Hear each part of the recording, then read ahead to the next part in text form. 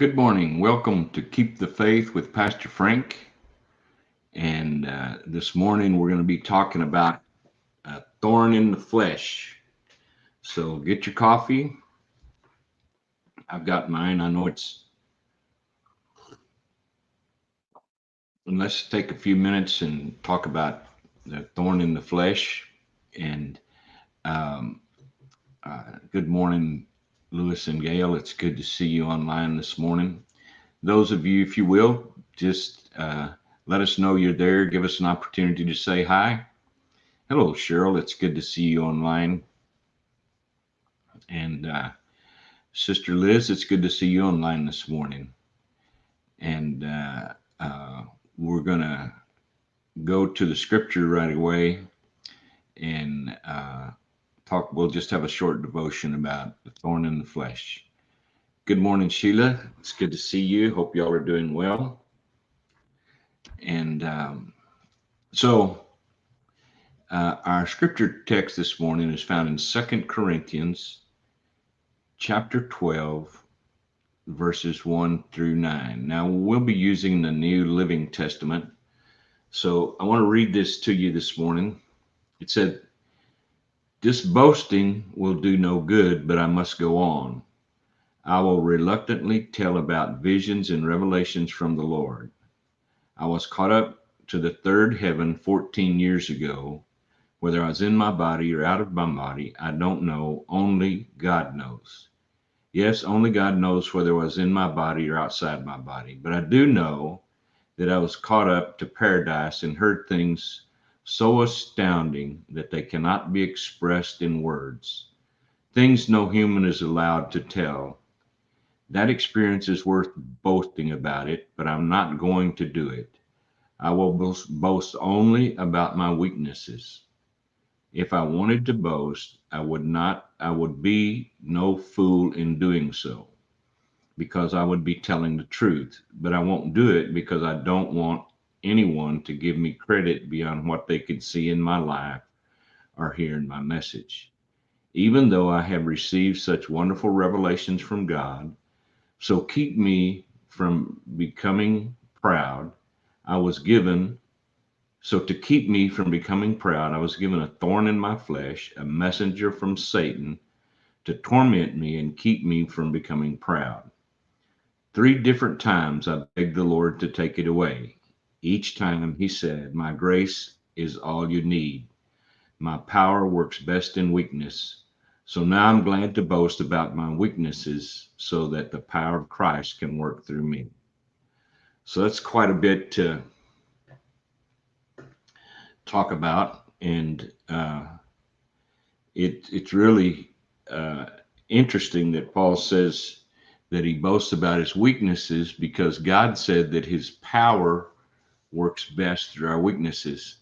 And I think most of us try to make what we consider to be our weaknesses, we try to change them in somehow into strengths. So uh, some people enjoy talking about their afflictions. Uh, Paul didn't necessarily like to do that. But we find in this passage of scripture about his thorn in the flesh. Uh, we often ask about things that happen in our life. We ask God, why did this happen to me?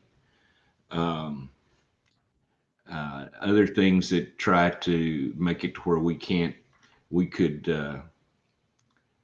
uh, not have that particular issue. So, um, so what was Paul's thorn in the flesh?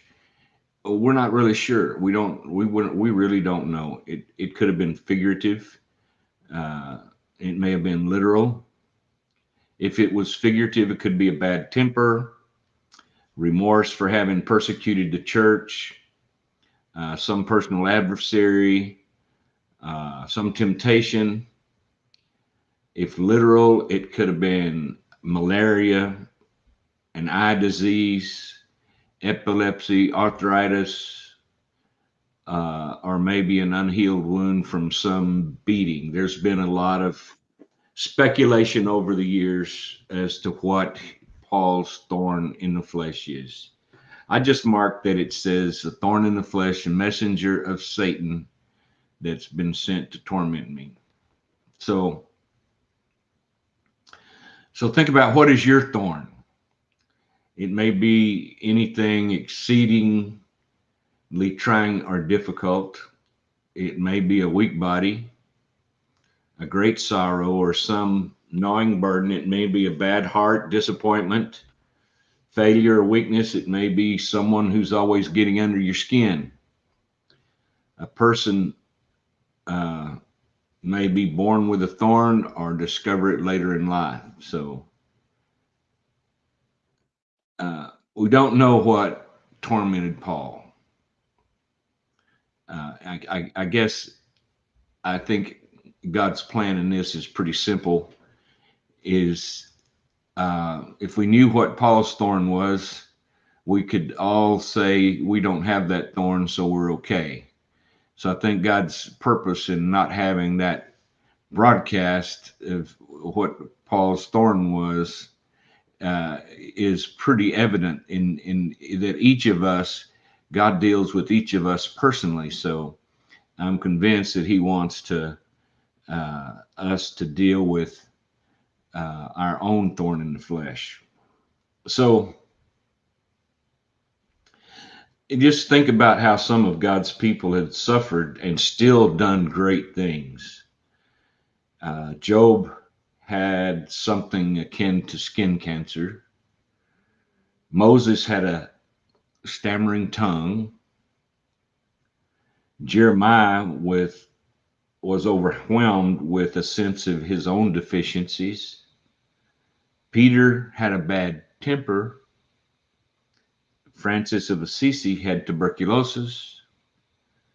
Fanny Crosby was blind. Ignatius of Loyola was physically disabled. Joni Jackson Tada is a quadriplegic. If you have a thorn, you stand in the company of some great people. So I think the purpose of talking about the thorn is simply to let people know that whether it's physical or figurative, it shouldn't be able to stop you from doing what God has called you to do. And so, and it is the truth. God's strength is shown forth in our weaknesses. So a lot of times we need to realize the things we can't seem to handle, God is well able to handle, and more so than and do that from the apparent weaknesses that we have. So how can we deal with a thorn in the flesh? We can we can refuse it to blue it. We can deny it. We can uh, we can refuse to admit it. We can try to escape it from some other way. But how did Paul deal with his thorn? Now, it's important for us to realize that Paul prayed about it. He admitted his problem. He pleaded with the Lord. And in all of the great, Moses faced bitter complaints of his people. He prayed about that. Elijah, on feeling helpless and powerless, cried out to God. David, when his heart was broken by his own failure and sin, he prayed. You can learn the secret of a power beyond your own through prayer. And I think it's important to realize that prayer, God really does talk to us, and He really does care about what happens in our life. So if we go to the Lord in prayer, God is going to do the same thing with us as He did with Paul. He's going to share with us, and He told Paul more than once that His grace was sufficient for him. Now, that changed Paul's relationship with God in a way that I think that a lot of people don't realize. Uh, and so one of the things that happened was that Paul began to glory in his weaknesses. Now that means he began to uh, to recognize that in his weaknesses, God could make strength through them. So a lot of the things that we think are uh, make us less able to do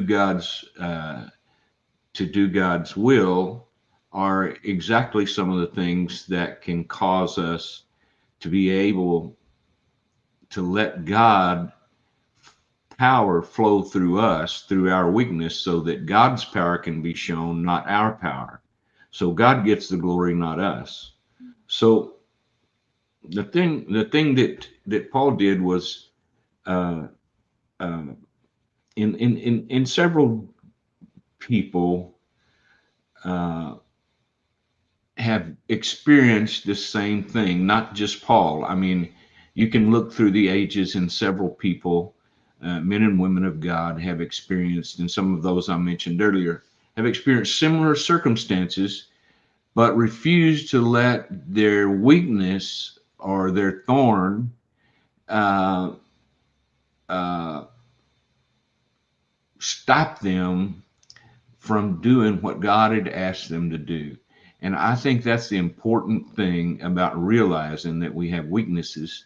Don't let that cause you to stay back from serving God. Let that cause you to recognize that through your weakness, God can pour his strength and minister to people, lots of times, many more people than any of us could minister to ourselves.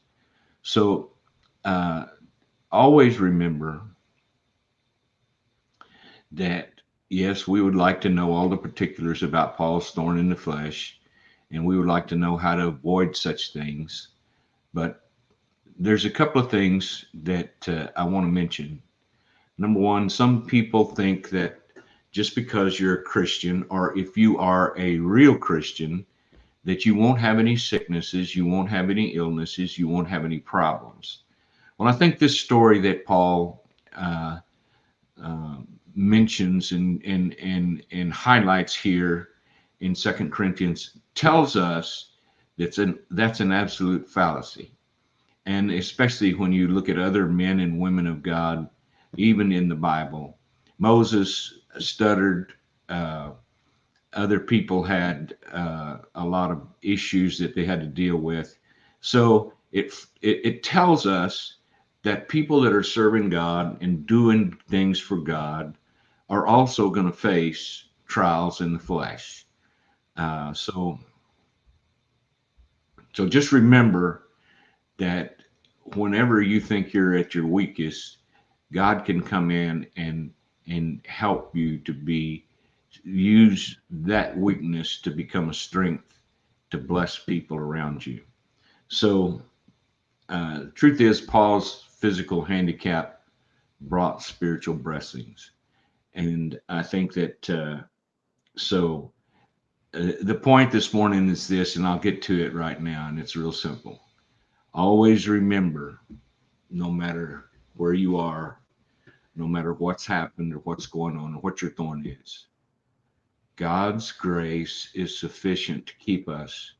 Not only just hold on, but God's grace is sufficient to keep us and cause us to prosper, no matter what anybody else thinks. So I just encourage you this morning to let the blessings of God dwell upon you. If you find yourself one of us that have a thorn in the flesh, then remember God's grace is sufficient for you. So God bless you this morning. I look forward to seeing you in the morning at 6:30. So keep the faith and take a moment and bless someone. God bless you all.